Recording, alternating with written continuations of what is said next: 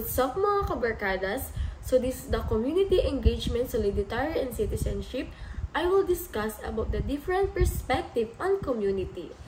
Tara na! Talakayin natin lahat ng yan ngayong araw. Number 1, local and grassroots perspective.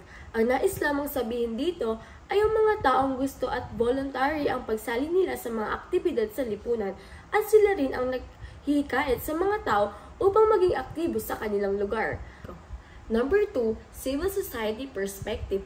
Ang civil society perspective ay ang pananaw ng mga organisasyong hindi bahagi ng gobyerno tulad ng NGO, non-government organizations, samahang pangkomunidad at mga kilusang panlipunan. Number 3, institutional perspective. May tatlong aspeto ang perspective na to. First dimensions, second dimension, at ang third dimension. Ang first dimension ay ito ang lugar kung saan pumupunta ang mga tao na may specific reason, katulad ng paaralan upang mag-aral. Para naman sa second dimension, ito yung lugar na kung saan makakapag-interact ng mga tao na maaaring makabuo ng mga grupo sa iisang lugar. Halimbawa, ang paaralan, maaaring makabuo ng grupo o kaibigan.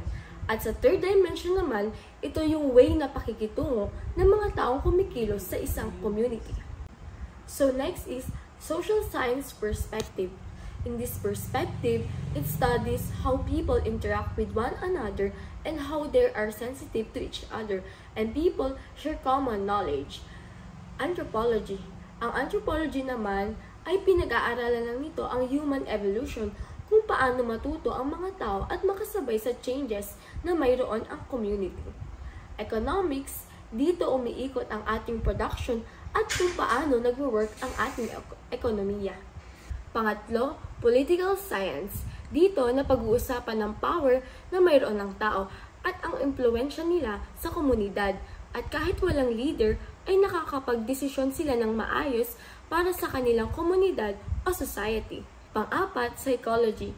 Na pag-aaralan dito ang isip ng isang tao sa society and how they act inside a community, how they communicate to other person.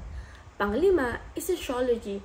Ito ang pag-aaral kung paano nabubuo at gumagana ang lipunan.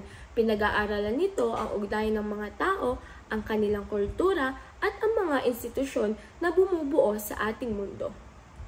Yun lamang, hanggang sa muli, paalam!